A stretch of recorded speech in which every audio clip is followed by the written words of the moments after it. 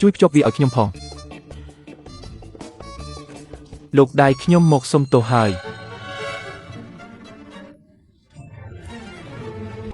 ខ្ញុំមិនបានឃើញអ្វីទាំងអស់ពិតទ្វារទៅចេញទៅ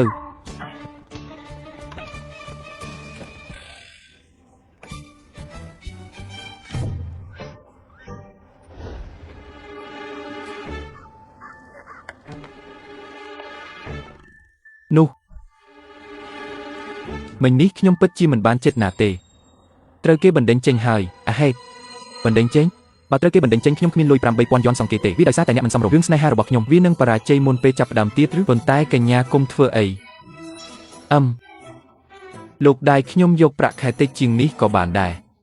មិនបាច់និយាយទៀតទេវាមិនអាចទៅរួចទេក្នុងការជួបមនុស្សរើដូចអ្នកជំទាវវាងខ្ញុំស្រឡាញ់អ្នកសៀវស៊ឺដូចជាកូនប្រុសច្បងត្រកូលជួមកទៀតហើយ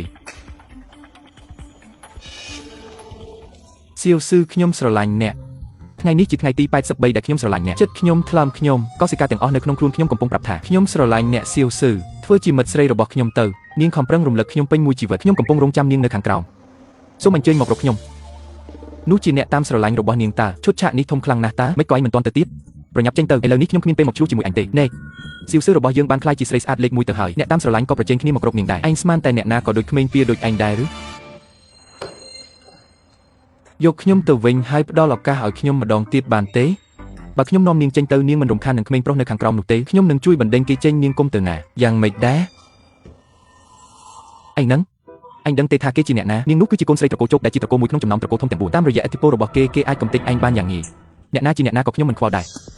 យកខ្ញុំទៅខ្ញុំចាត់ទុកថាអ្នកយកព្រមហើយខ្ញុំនឹងជួយនាងបណ្ដេញគេចេញភ្លាមធានាថាក្មេងនោះនឹងមិនមករំខាននាងទៀតទេណែសៀវស៊ីខ្ញុំដឹងថាកាលពីមុននាងមានមនុស្សនៅជុំវិញច្រើនណាស់នាងប្រហែលជាភ្លេចខ្ញុំបាត់ទៅហើយមានមនុស្សជាច្រើនបានដើរកាត់ខ្ញុំតែខ្ញុំបែរជាស្រឡាញ់តែអ្នកទៅវិញអាយ៉ាមេសំណងកំឡុងម្នាក់នេះពិតជាលងស្នេហ៍ខ្លាំងណាស់នេះជិត3ខែហើយមនុស្សនោះមកប្រឡូកសាងសង់រាល់ថ្ងៃដូចជាត្រូវមិនអាគមអីចឹងប្រធានយើងគឺលោកស្រីតៃជាស្រីស្អាតលេខ1ក្នុងខេត្តអញ្ចឹងឯងនោមមួយក្បាលហើយមើលកញ្ចក់ខ្លួនឯងទៅថុយសៀវស៊ីខ្ញុំជាសញ្ញាតូចរបស់អ្នកតើសៀវស៊ីអូមិនមែនទេអ្នកទៅធ្វើអ្វីទៅដេញគេ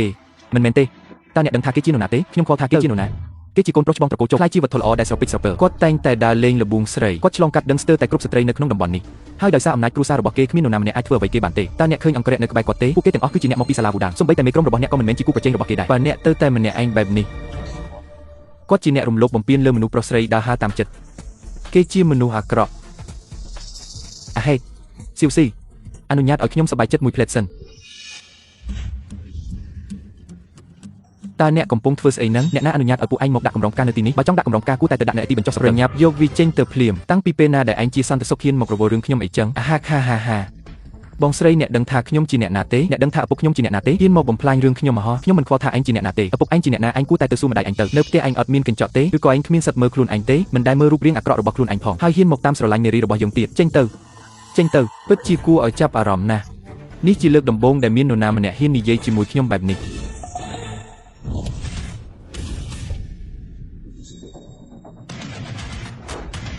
លោកម្ចាស់តូចឯងចង់ធ្វើអីទៀតឲ្យខ្ញុំញ៉ាំនំប៉ាវសិន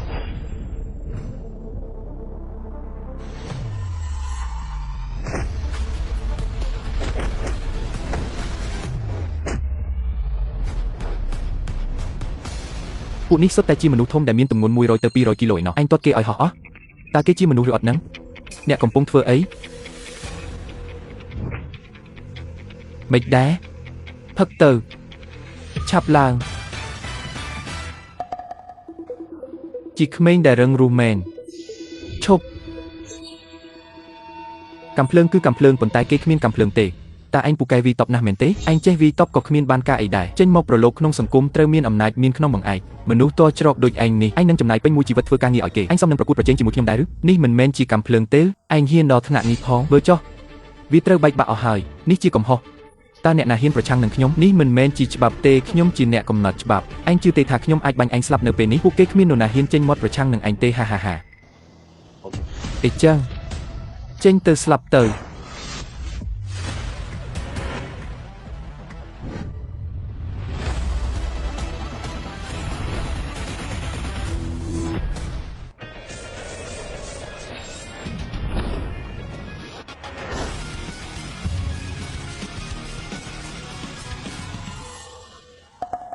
មានរឿងអីទៅ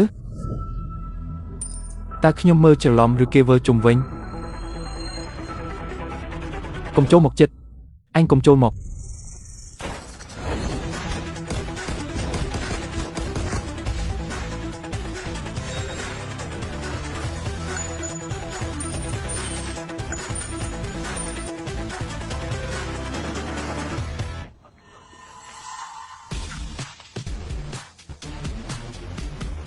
ចាប់ពីពេលនេះទៅកុំដើររកគូនគេដូចរុយឥតប្រយោជន៍ដើរលេងពីវាពីកាលបើអញហ៊ានមកក្រុមហ៊ុនយើងម្ដងទៀត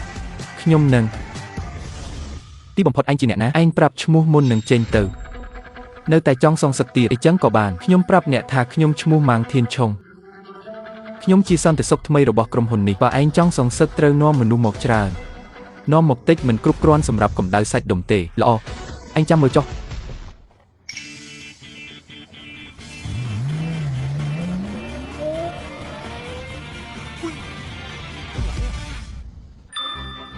អីយ៉ាការងារនេះរវល់មែន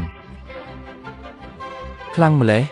សៀវស៊ឺអ្នកបានកំងគ្រប់គ្រាន់ហើយបញ្ហាធំហើយថ្មិញប្រកាសជាបែកអស់ហើយថ្ងៃនេះគេបាត់បង់មុខមាត់ខ្លាំងណាស់គេច្បាស់ជាមិនទុកគាត់ទេអាឡូលោកឆៃខ្ញុំបានជួយលោកដេញសាប់រុយដែលរំខាននោះចេញហើយឥឡូវនេះលោកត្រូវមកការិយាល័យខ្ញុំជាបន្ទាន់បានហើយអីយ៉ាមិត្តភក្តិច្រើនម្លេះខ្ញុំពិតជាអស់សំណើចហើយសូមអភ័យទោសគម្រោងនេះគ្រាន់តែជាការបញ្ឆោតខ្ញុំទេលោកអគ្គនាយកដែលខ្ញុំមកដល់ហើយតើខ្ញុំត្រូវធ្វើបែបបត់ណែណានៅតែគិតធ្វើបែបបត់ទៀតអ្នកបង្កបញ្ហាធំហើយដឹងទេយ៉ាងម៉េចតើខ្ញុំបង្កបញ្ហាធំអ្វីអ្នកឯងបានវីកូនប្រុសច្បងរបស់គេច្បាស់ជាសងសឹកអ្នកវិញមិនខាននេះគឺជាមួយប្រទៀនបាត់100000យន់យ៉ាងណាវិញក៏ដោយអ្នកក៏ត្រូវបានគេជួលជាអង្គរៈក៏ដោយសារតែខ្ញុំយកលុយនេះទៅបរទេសដើម្បីបង់លុយឲ្យអ្នកអីយ៉ាខ្ញុំគិតថាវាជារឿងធំអ្វីម្លេះអ្នកអាចអស់បារម្ភបានហើយបើត្រកូលជោគនេះមិនមកបង្កបញ្ហាទេក៏ហើយទៅចុះបើហ៊ានមកបង្កបញ្ហាដល់ខ្ញុំវិញខ្ញុំនឹងវីគាត់ឲ្យរៀបខ្ញុំដឹងថាអ្នកអាចវីបានប៉ុន្តែរឿងត្រកូលនេះមិនមែនពឹងផ្អែកតែលើសមត្ថភាពវីតបរបស់អ្នកអាចដោះស្រាយបានអ្នកទើបតែមកដល់ប្រហែលជាមិនដឹងពីឥទ្ធិពលរបស់ត្រកូលជោគទេកុំគិតថាគ្មានអ្នកតាមដានអ្នកអាចធ្វើអ្វីតាមតែអំពើចិត្តរាល់ពេលទើបមិនមានបញ្ហាលោកស្រីកំពុងតែបារម្ភពីខ្ញុំមែនទេអ្នកណាទៅព្រួយបារម្ភពីអ្នកខ្ញុំព្រួយបារម្ភថាអ្នកនឹងបាត់ខ្លួនដោយគ្មានមូលហេតុដល់ពេលនោះប៉ូលីសនឹងមកស៊ើបអង្កេតក្រុមហ៊ុនពិតជាមានបញ្ហាខ្លាំងណាស់យ៉ាងណាមិញអ្នកគឺនៅក្រុមហ៊ុនរបស់ខ្ញុំដូច្នេះមានន័យថាយកក្រុមខ្ញុំចូលធ្វើការហើយខ្ញុំនឹងទៅប្រាប់ប្រធានផ្នែកសន្តិសុខភ្លាមអ្នកកុំបារម្ភអីទ្រាំឲ្យខ្ញុំបានវាមកត្រឡប់មកវិញសសៀវស៊ឺកុំដេញតាមគេអីទុកឲ្យគេនៅក៏ល្អដែរបើគេនៅក្រោមភ្នែកយើងហើយមានរឿងអ្វីកើតឡើងយើងអាចសួរគេតាំងពីដើមបានឈប់ទោះបីជាគេមិនបានធ្វើឲ្យខ្ញុំមានបញ្ហាយ៉ាងណាក៏ដោយក៏គេជាមនុស្សម្នាក់ដែរ